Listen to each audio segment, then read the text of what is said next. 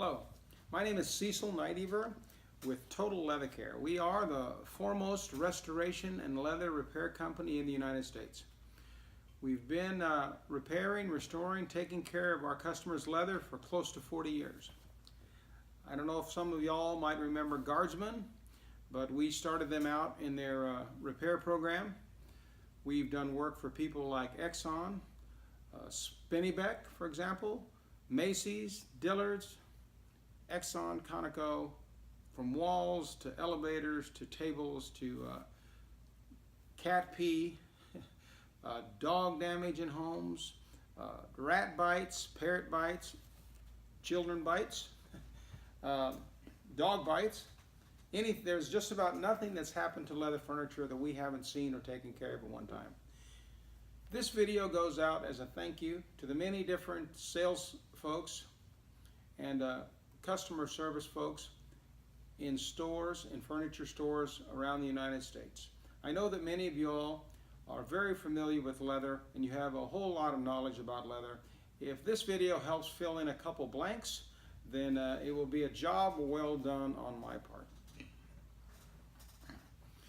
Let's talk about leather for a minute. I want to try to make this video interesting and not boring, hopefully. So this guy here is the reason why we're having trouble sometimes finding the leather we need to find. That it's not the quality it seemed to be 20 years ago. Leather is a byproduct, this small cowhide, leather is a byproduct of people eating meat.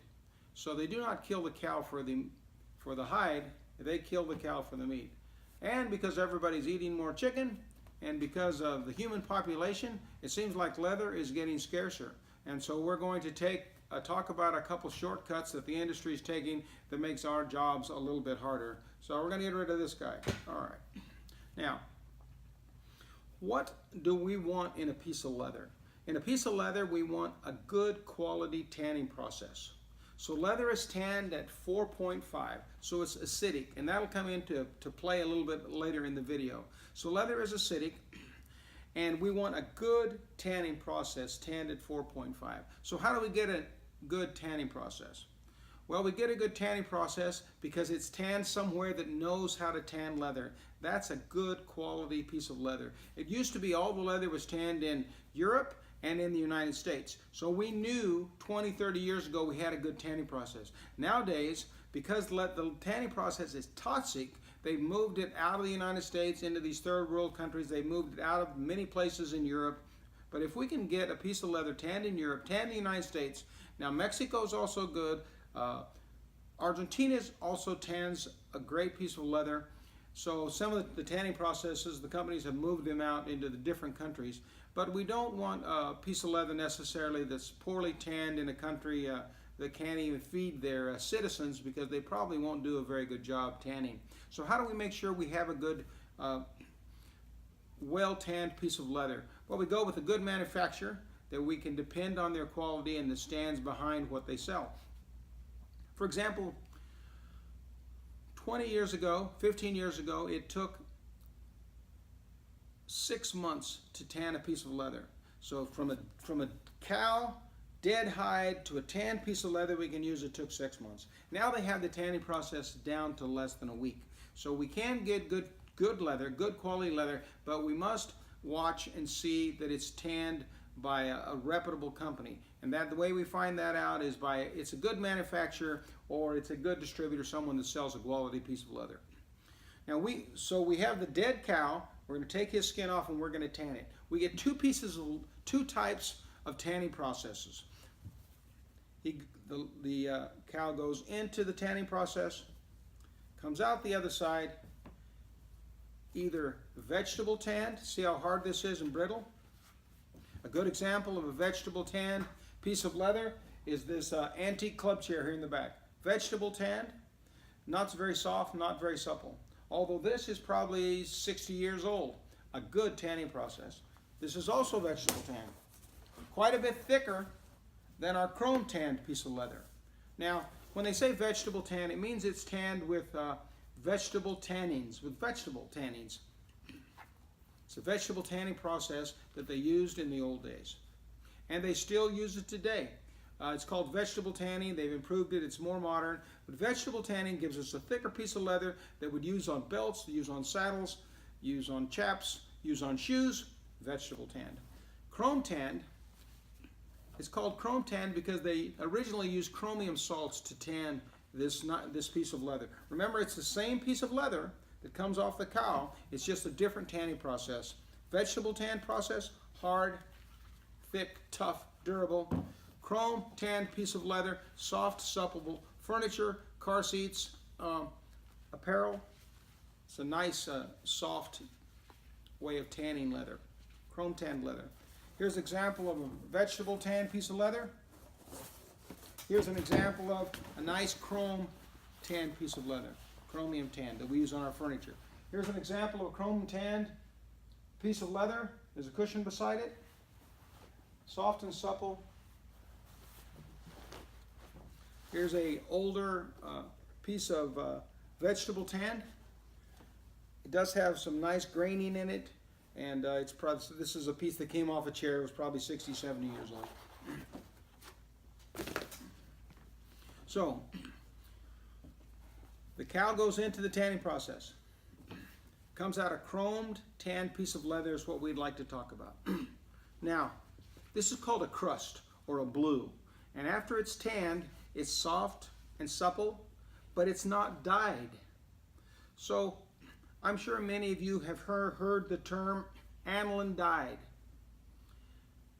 Everything is aniline dyed nowadays. Let me show you what happens when you aniline dye a piece of leather. We take our blue, or we take our crust that has just finished the tanning process, and we take it, this is an example of a vat dye. We take it and we put it into our vat dye, and we dye it. But let's look at something close up here for a second and see what happens when we have a piece of leather that's only chrome tanned and that has not been dyed yet. It stains very easily. I'm going to moisten my thumb and I'm going to rub this piece of leather. See how easily it stains? Now let's say after we have vat dyed our leather, it goes into a vat, it tumbles around, and it comes out of the vat dye. It has been dyed. It still stains.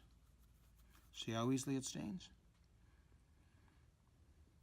Now this is not suitable. Imagine hair oils, leg oils, arm oils, what would happen to this leather. All right, now we're going to talk about what needs to happen after a piece of leather has been dyed. Now this could have been any color of dye, because this crust will take any color of dye. So it could have been blue, green, yellow, purple, whatever color we wanted it to be. Now we have here an unprotected piece of leather. It just happens to be green. It could be any color. As long as we have a good tanning process, then this leather is going to hold up well. But this is an aniline dyed piece of leather. Now many people talk about the different grades of leather. Well, this leather comes from the epidermal of the cow, where the hair's at, the closest part of the leather next to the hair. After the hair is removed, we have our crust, then we have our aniline dyed piece of leather. It's very strong because all the strength is next to the epidermal of the cow. So this is a very, very strong piece of leather. Now what they do is they cut this piece of leather in a machine. And what happens when they cut this piece of leather? The epidermal is the piece that we're going to use, because it's the strongest piece. Anything that falls off the bottom, say if we cut this and it fell off the bottom, this would be called a split. And it would not have the strength that the epidermal would have. So on a good quality piece of furniture, the epidermal, the strongest piece of the leather, will be used on the seating areas, hopefully everywhere on the piece of furniture. And if not, they may put a split somewhere else, and we'll talk about that in a few minutes. But a good piece of leather is chrome tanned, aniline dyed, and chosen from a good part of the world, chosen from a place where they know how to tan leather. We're going to take a short break, and please tune back in to watch our second part of this three-part series. Thank you.